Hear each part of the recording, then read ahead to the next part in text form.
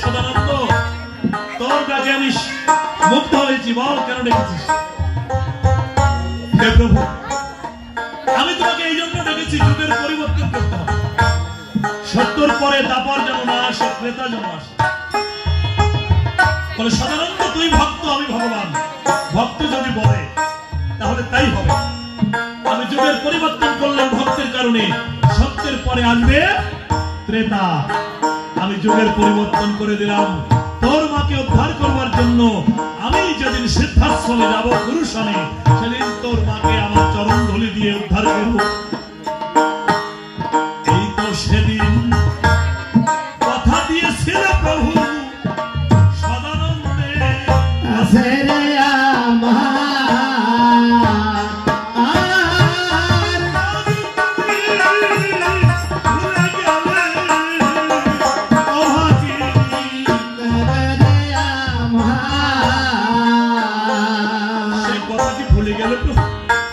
আমি সেই সদানন্দের মাতৃ জননী, আমি সেই গর্ভধারিণী মা, আমি সেই গৌতম ধরণী অহল্যা সুন্দরী।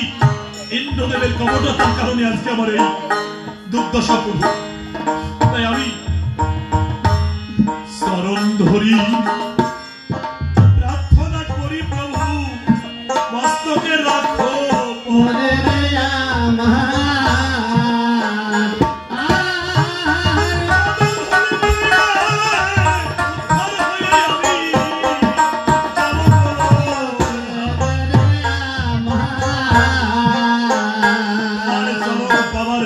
সেই সত্য যুগ থেকে অপেক্ষা করছে।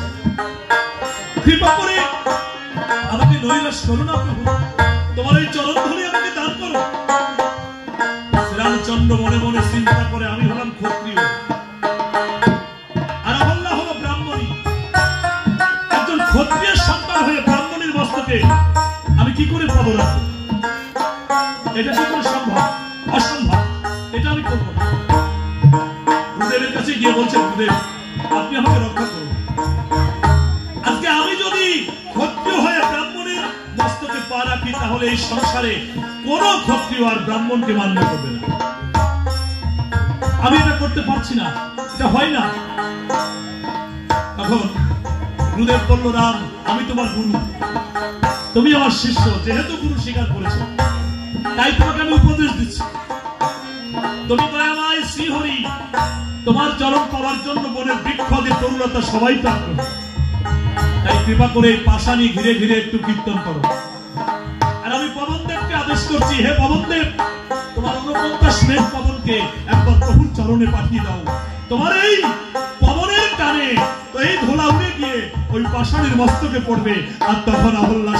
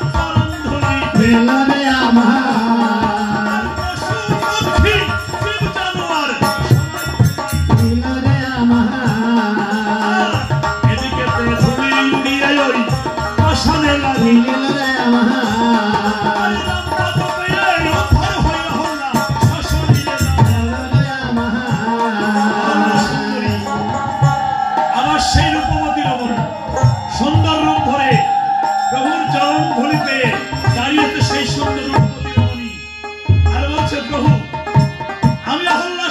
সেই রাম পদ পেয়ে আমি আমার রূপ ফিরে পেয়েছি। এবার প্রভু তোমার চরণ ধুলি নিয়ে আমি সশরীরে গোলকের উদ্দেশ্যে যাত্রা করলেন।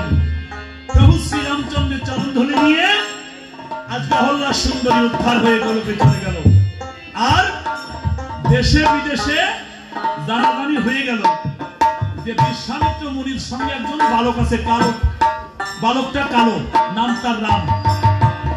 সেই রামের চরণে জাদু আছে, চরণ যেখানেই পড়বে সেখানেই মানব হয়ে যাবে। এদিকে মাধব যে ঘাটের মাঝি, যে ঘাট পার হয়ে সিদ্ধাশ্রমে যেতে হবে, ওই ঘাটে উনি খাওয়া দেয়। এক পথিক বলছে, মাধব শুনেছিস? মাধব বলছে, কি হয়েছে? আজকে তোর কপালটা যাবে। মানে মানে এটাই, বিশ্বামিত্র মুনি আসছে, এই ঘাটেই পার হবে, কিন্তু ওই মুনির সঙ্গে একটা বালক আছে, খুব কালো, কিন্তু রূপটা খুব ভালো, নামটা তার শ্রীরামচন্দ্র। এই রামচরণ যেখানে পড়ে সেটাই মানবিনী হয়ে যায়। বলে, তাই নাকি? তাহলে তো আমার এই কাষ্টের তরুণীতে যদি ওই বালক পা রাখে, যদি এই তরুণী মানবিনী হয়ে যায়, তাহলে তো আমার ইনকাম আর থাকবে না। মাধব বলে, আজকের ইনকাম এখানেই থাকবে, আমি আর আজকে এখানে খাওয়া দিচ্ছি না। উনি অঘাটে খাওয়া বেঁধে ঘরে চলে গেছে। ডুমন্নি ছিল তার স্ত্রীর নাম। ডুমন্নি বলছে, প্রভু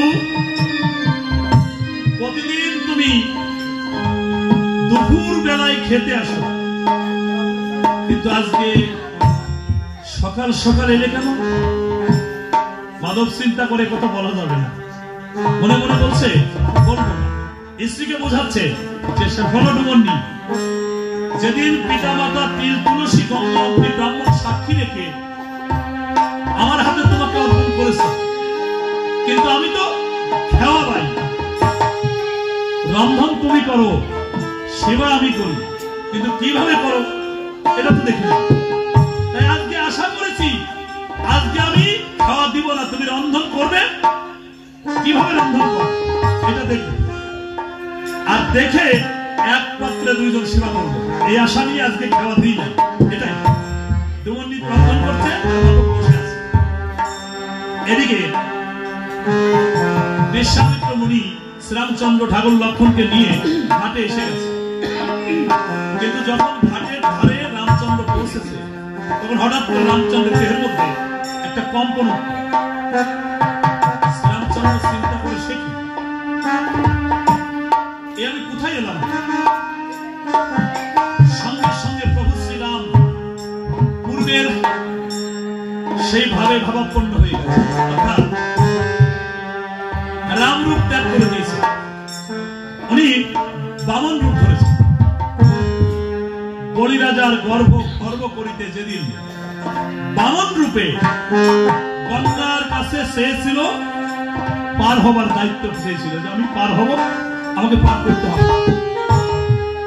সেই ভাবাপন্ন হয়ে উনি বামন বেশে ছোট্ট একটা বালক রূপে দাঁড়িয়েছে ঘাটে এসে। উনি ঠাকুর রয়েছে অনেক পিছনে, রামচন্দ্র সর্বত্র, লক্ষণ পিছনে, সবাইকে স্থির করে প্রভু শ্রীরাম ওই গঙ্গার ধারে এসে দাঁড়িয়েছে, পূর্বভাব হৃদয় অঙ্কিত করে আপনা আপনি প্রভুর নাম থেকে জল ঝরছে, আর বলছে, গঙ্গা আমা, তুই কি আমাকে ভুলে গেলি? নিশ্চয়ই ভুলে গেছিস, ঠিক আছে, আমি তোকে ডেকে নিচ্ছি। আজ প্রভু নহনের জল ছেড়ে দিয়ে বলছে, অমা গঙ্গা,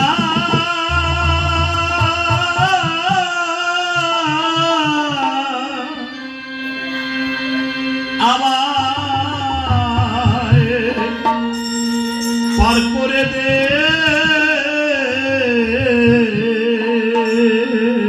ওমা গঙ্গা,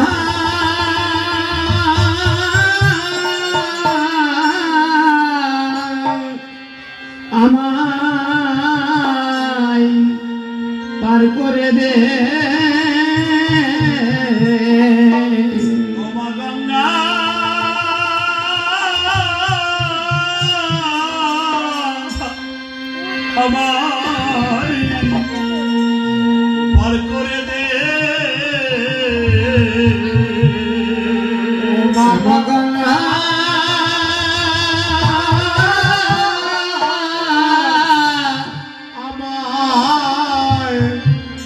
করে দে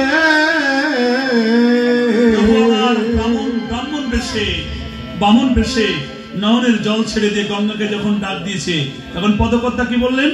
তখন বাকর বাহিনী গঙ্গা এসে উঠিল, তখন বাকর বাহিনী গঙ্গা ভেসে উঠিল, বাকর বাহিনী গঙ্গা এসে উঠিল, ওই বাকর বাহিনী গঙ্গা ভেসে উঠিল, প্রভু গিয়ে তার কোলে বসিল, বাকর বাহিনী গঙ্গা এসে উঠিল, প্রভু গিয়ে তার কোলে বসিল, বাকর বাহিনী গঙ্গা ভেসে উঠিল। আয় দেখে যা এর পাশে রূপ, তখন গঙ্গা বলে দিদি আই দেখে যা এর কোষে রূপ রূপ, জগতে মেলে না, দিব তুলে না জগতে মেলে না,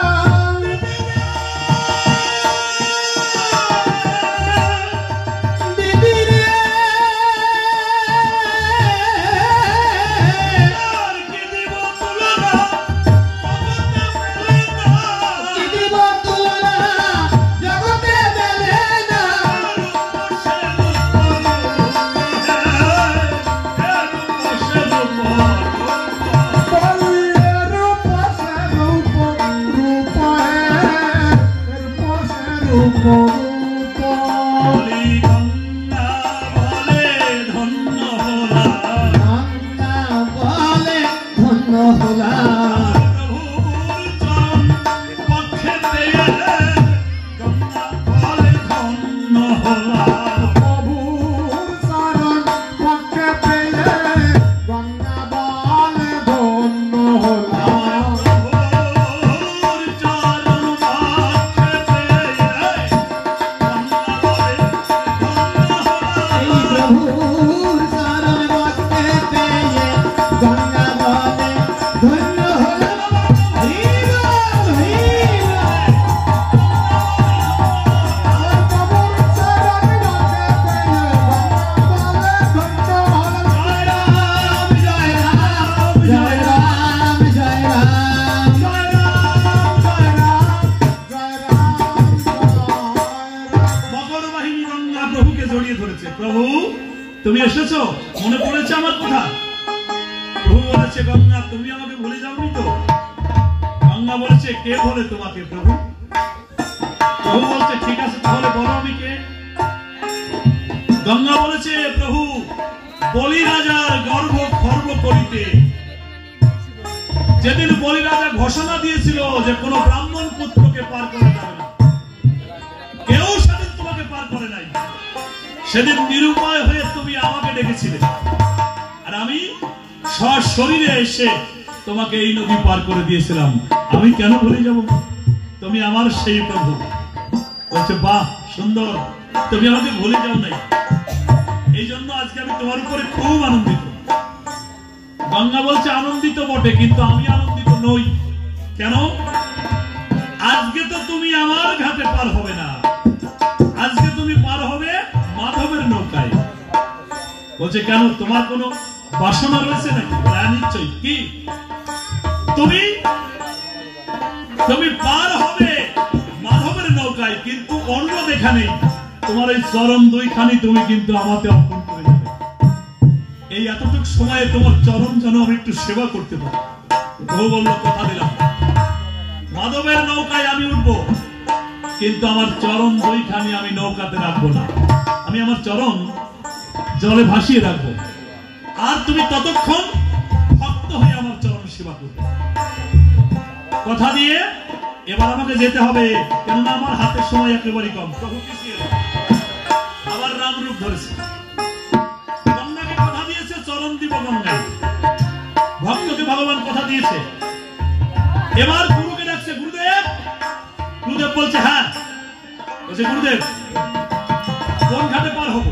এই ঘাট। এই ঘাট, কিন্তু ঘাটের মাঝি কই? গুরুদেব বলছে এই ঘাটের মাঝি তো মাধব, কিন্তু আমার জানা মতে মাধব কোনোদিন ঘাট ফাঁকি দেয় না। আজকে কেন নেই? প্রভু মৃদু মৃদু হাসছে, কেন? অন্তর্যামী, উনি বুঝে গেছে মাধব কেন আসে নাই। বলছে দেব, সত্য কিন্তু এটাই, দেহটা যেহেতু মানুষের, রোগ ব্যাধি তো থাকতেই পারে। তারপরে অনেক সময় দেখা যাচ্ছে যে গৃহকর্ম আছে, তাতে এক কাজ করুন, ঘাটের মাঝিকে ডাকুন, না ডাকলে কি মাঝি আসে? তাই আজ গুরুদেব মাঝিকে ডাকছে, মাধব পাটনি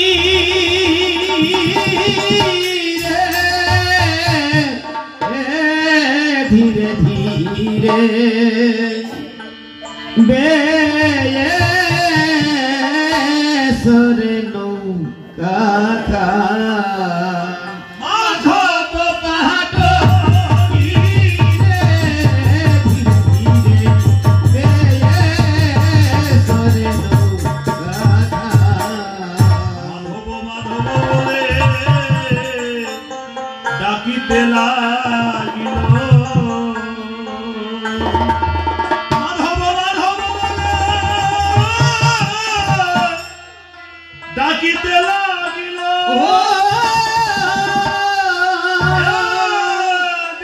এদিকেতে মাধব তখন অন্তরে জানিল, ধীরে ধীরে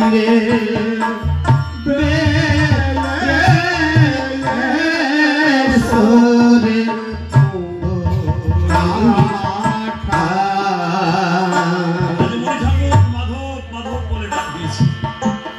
মাধবের কর্ণে কিন্তু ওই ডাক চলে গেছে। ঘাট থেকে বেশি দূর নয় মাধবের বাড়ি। মাধব মনে মনে চিন্তা করে বিশ্বামিত্র মুনি ডাকছে। আমি জানি এই মুনি ঠাকুর যদি একবার রেগে যায় আমার সব শেষ করে দিবে। এক ধারে প্রাণের ভয়, আর অন্য ধারে নিজের কাষ্টের তরুণীর ভয়, যদি মানবিনী হয়ে যায়। আবার চিন্তা করে তরি গেলে তরি পাওয়া যাবে, কিন্তু দেহ গেলে তা পাওয়া যাবে।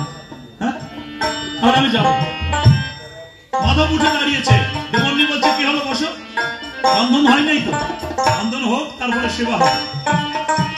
এখন মাধব চিন্তা করে এই গোপন কথা আমি ডুমন্ডিকে বলবো, কিন্তু স্থল করে এখান থেকে বিদায় নিতে হবে। এই মাধব নিজের স্ত্রীকে বুঝাচ্ছে কি করে, পাটনি রে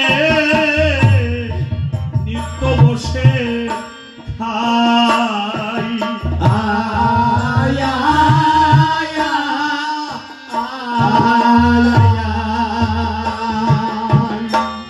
নিত্য রাধো পাটনি রে নিত্য বসে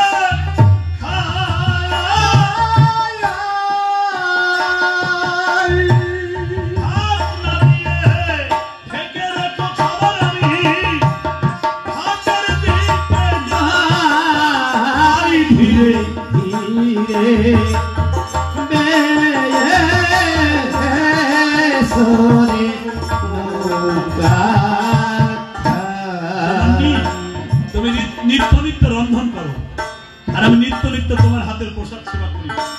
কিন্তু আমার ভাগ্য এমন, আমি ঘাটের মাঝি। এখানে যদি বসে থাকি তাহলে কত পথিক তারা পার হতে না পেরে নয়নের জলে ভাসবে, পার করো বলে ডাকবে। তারা যে আমাকে অভিশাপ দিবে, কিন্তু একদিন আমাকেও তো একটা ঘাটে পার হতে হবে। আজকে যদি আমি কাউকে ফাঁকি দিই, তাহলে তো একদিন আমাকেও ফাঁকি দিবে। তাই তুমি আজকে কৃপা করে আমাকে বিদায় দাও। আমি কথা দিচ্ছি, তোমার রন্ধন দর্শন করার ইচ্ছা ছিল, কিন্তু হলো না।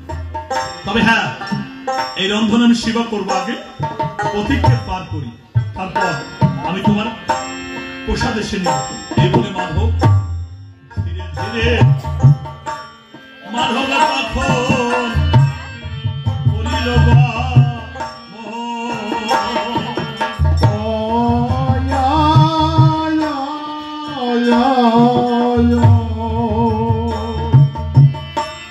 ধীরে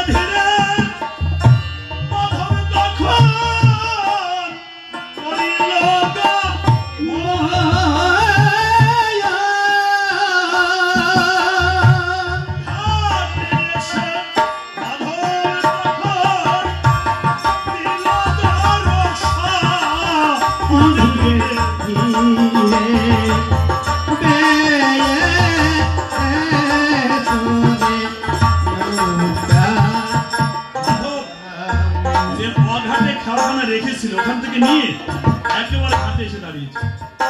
মণি ঠাকুর বলছে, এই মাধব কোথায় গেছিলি? হ্যাঁ, মাধব বলছে, মণি ঠাকুর গৃহকর্মে গিয়েছিলাম। ঠিক আছে, আপনি রাগ করবেন না, আমি যথাসময় আপনাদেরকে পার করব। তবে মণি ঠাকুর একটা কথা বলতে চাই, যদি কিছু মনে না করেন। এই সাবিত্র মণি বলছে, একটা কেন 10টা বল, কি হয়েছে? বলছে, মণি ঠাকুর আপনার সঙ্গে দুটো ছেলে দেখা যাচ্ছে। বলে, হ্যাঁ আছে তো। ওই যে কালো যে ছেলেটা, ওই ছেলেটার নাম কি? বলে, ওইটা হলো আমার রাম। ও আপনার রাম? তবে একটা কথা, আমি কোনোদিন কোনো মণি ঠাকুরের থেকে পারের করি নিইনি, কেউ বলতে পারবে না, আপনার কাছ থেকেও নিব না। কিন্তু আজকে আমি ওই কালো ছোড়াকে কিন্তু পার করতে পারবো না। বিশ্বামিত্র উনি বলছে, তুই কি পাগল হয়ে গেলি নাকি?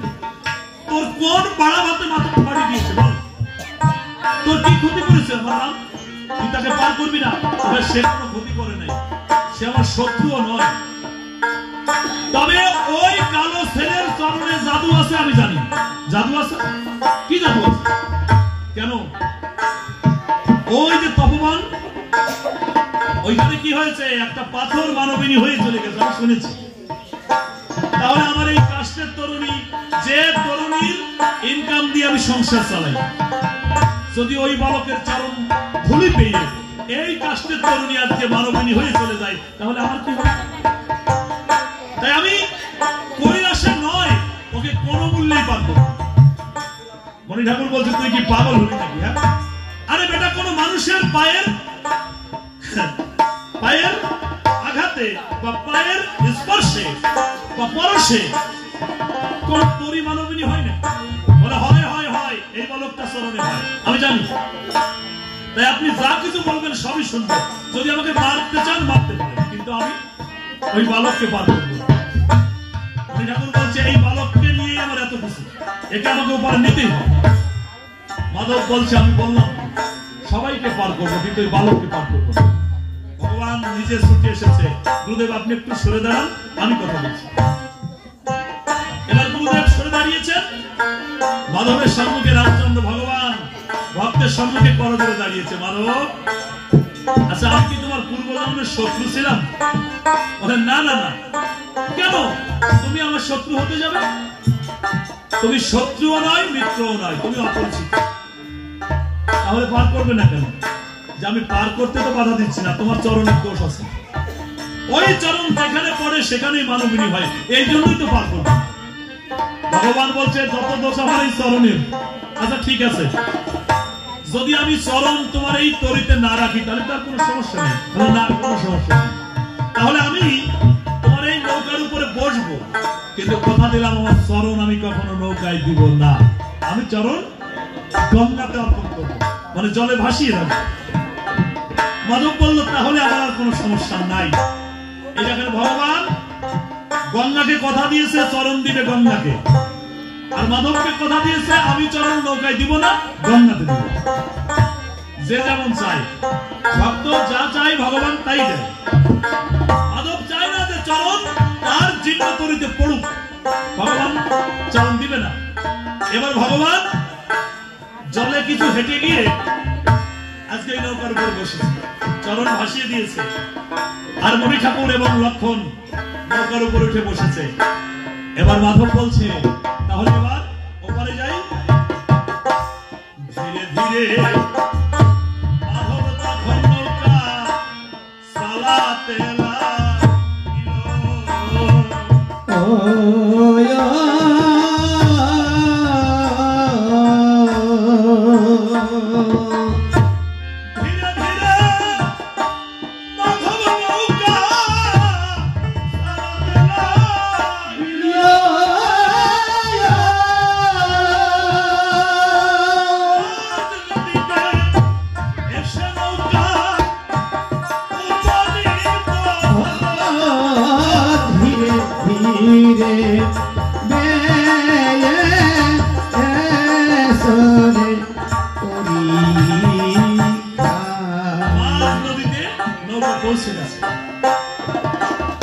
সকলের লক্ষ্য অন্যদিকে, কিন্তু মাধবের লক্ষ্য রামচন্দ্রের চরণের দিকে। যদি চরণ লাগে না চরণের দিকে তাকিয়েছে, কিন্তু মকর বাহিনী গঙ্গা উনি সুযোগ পেয়ে গেছে, উনি মকর রূপে জিহ্বা দিয়ে প্রভুর চরণ সেবা করতে চাচ্ছে। ওই লক্ষ্যটা মাধবের চলে গেছে ওই দিকে। মাধব মনে মনে চিন্তা করে নিশ্চয়ই কোনো কুম্ভীরিনী আজকে এই বালকটার চরণ খেয়ে ফেলেছে। মনে মনে চিন্তা করে খাদ্য আপদ যাক। আবার মনে মনে চিন্তা করে যদি মণি ঠাকুর আমাকে দোষারোপ করে তোর কারণে চরণ এই গঙ্গায় দিয়েছে, আজকে তার চরণ ওই কুম্ভীরিনী খেয়েছে, মাধব তোকে বুঝে দিতে। মাধব এদিকেও ভয় পাচ্ছে, তাহলে যা হবার হবে আমি মণি ঠাকুরকে বলে দিব যে দেখুন মণি ঠাকুর ওই বালকের চরণ কিন্তু কুম্ভীরিনী খেয়ে দিচ্ছে। তাই মাধব কিভাবে বলছে, মাধব বলে মণি ঠাকুর করে সাইয়া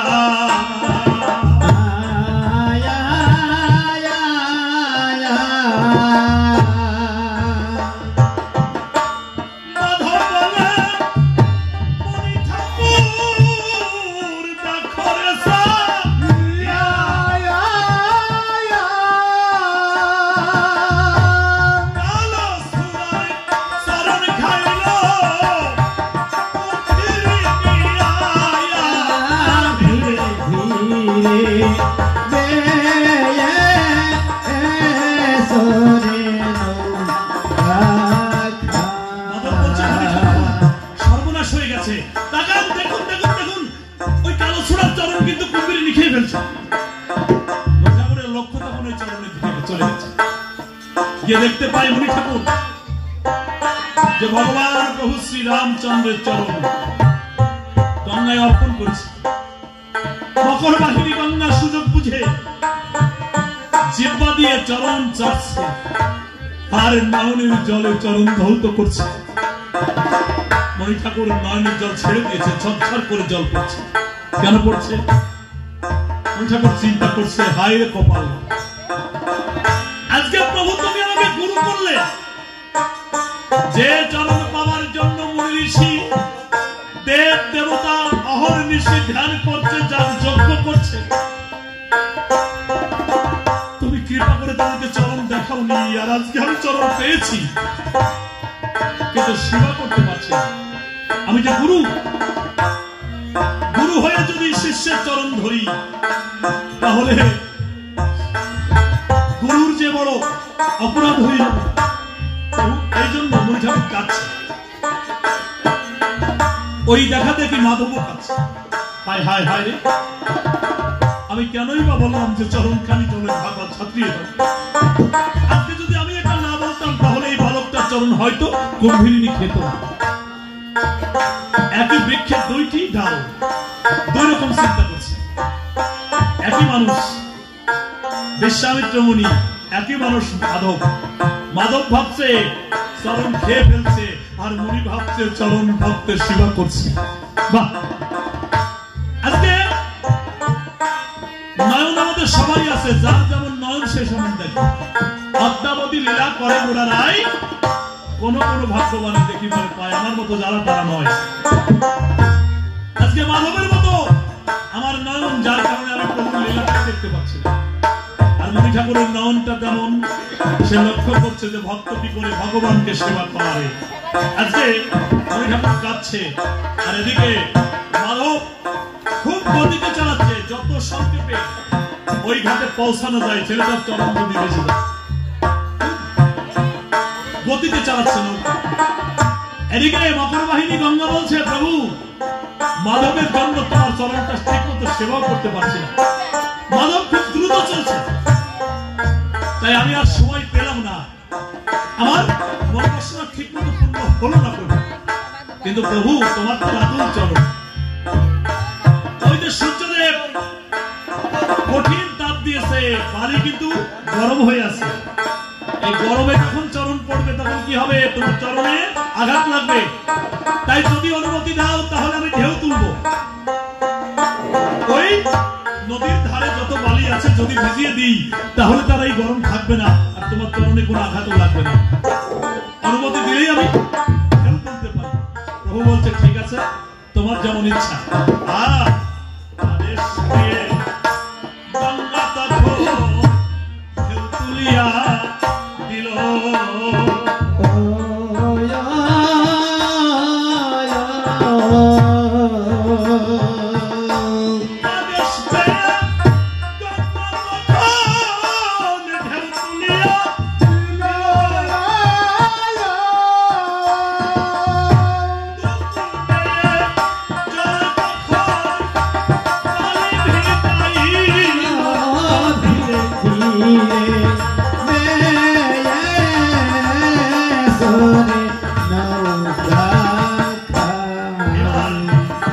যখন কুল ভেজে দিয়েছে, বালি তখন ভিজে গেছে, নরম হয়ে গেছে, আর সে উত্তপ্ত নাই। এবার গঙ্গা বলছে প্রভু এবার অনুমতি দিয়ে আমি যেতে পারি, আর তুমিও কৃপা করে ওপারে গিয়ে সিদ্ধাশ্রমে গিয়ে দেশ দেশের মঙ্গল করো। এমনি কথা বলে গঙ্গা বিদায় নিয়ে গেল।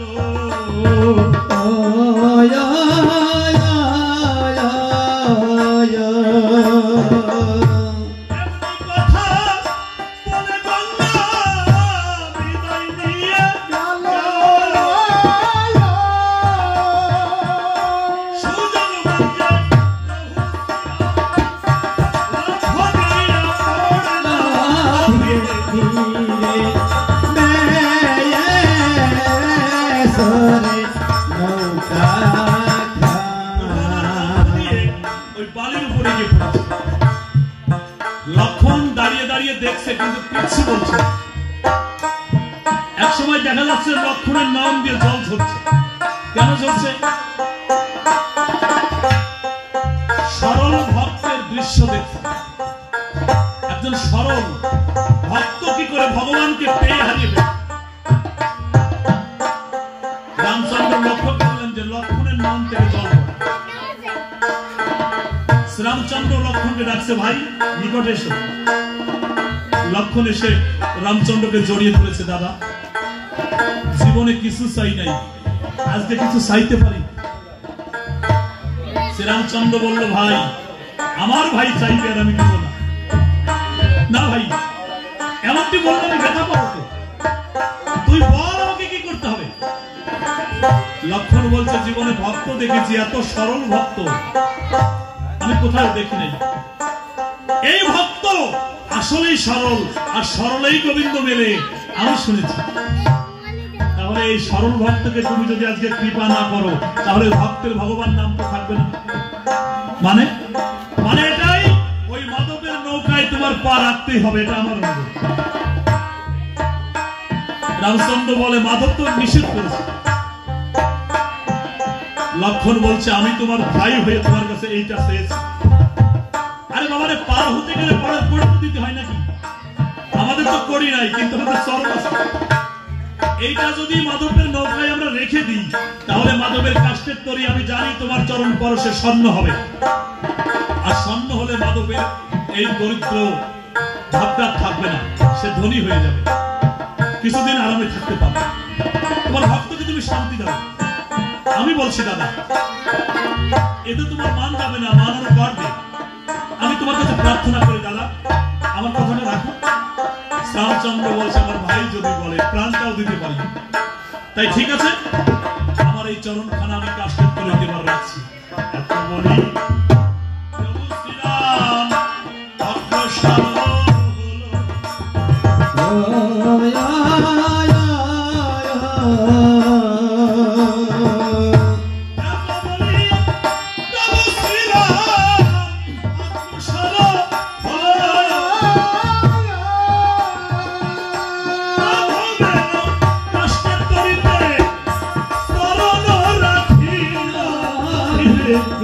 Hare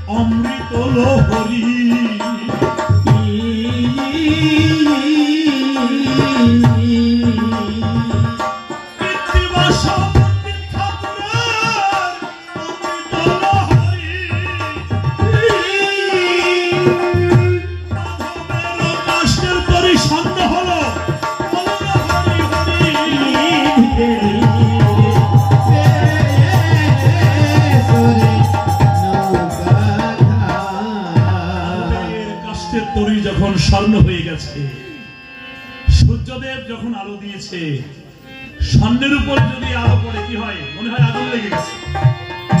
মাধব দূর থেকে ডেকে বলছে, মণি ঠাকুর আমি যা ভেবেছিলাম তাই হলো। ওই দেখুন আমার নৌকায় আগুন লেগে গেছে, আমার নৌকা পুড়ে যাচ্ছে। মণি ঠাকুর দেখতে পায় কাষ্ঠের তরী প্রভুর চরণে স্বর্ণ হয়ে গেছে। মণি ঠাকুর এবার রেগে গেছে, গর্ধব কোথাকার, আরে মাধব তোর তরিতে আগুন লেগেছে? বলে হ্যাঁ আগুন লেগেছে, আমার তরি কিনে দিতে হবে। মণি ঠাকুর বলছে, এই তরি পুড়ে গেলে তোর কি হবে? আমার ইনকাম আছে নাকি, আমি কি করে খাবো? বলে এই তরি যদি পুড়ে যায় তাহলে তুই থাকবি কেন? তুইও যা, তুই ওই আগুনে পুড়ে মর। মাধব বলছে, ঠিক বলেছেন, এই তরি আমি ছোটকাল থেকে বেয়ে যাচ্ছি, এই তরি যদি না থাকে তাহলে আমি কেন থাকবো? আমিও পুড়ে মরবো। এই বলে মাধব ছুটে গিয়ে অগ্নিতে পুড়ে মরবে বলে যখন ওই তরিখানা জড়িয়ে ধরল, সঙ্গে সঙ্গে দেখতে পাই তরিতে আগুন লাগে নাই। রামচরণ পরশে কাষ্ঠের তরি আজকে সাথের তরি হয়ে গেছে। মাধব দুই নয়নের জল ছেড়ে দিয়ে বলছে, প্রভু আমি অভাগা, আমি কোনো সাধন ভজন জানি না, আমি কোনো মন্ত্র জানি না, আমি কোনো তপস্যা জানি না। তোমার ওই চরণে যদি কাষ্ঠের তরি শোনা হয়, তাহলে যদি ওই চরণ আমার এই দেহ তরিতে লাগতো, আমার এই দেহ তরি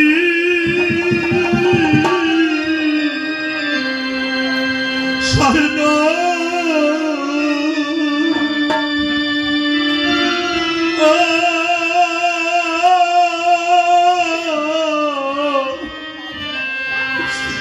স্বর্ণ হতো রে।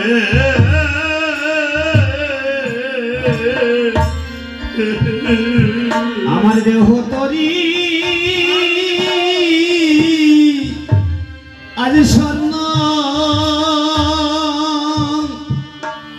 ও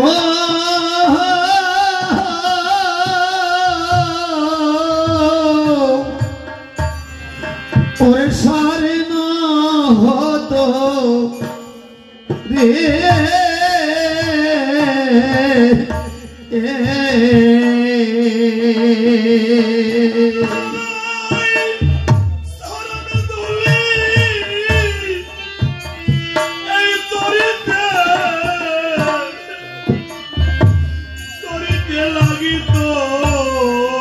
আমার এই দেহ তরি আজ স্বর্ণ, ও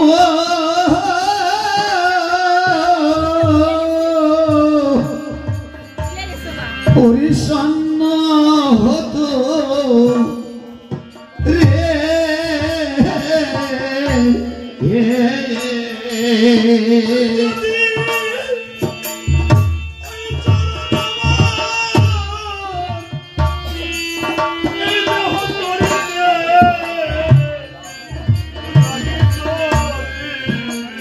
আমার দেহ তরি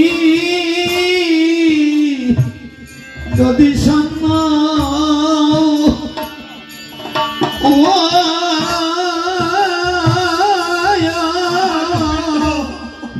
ওরে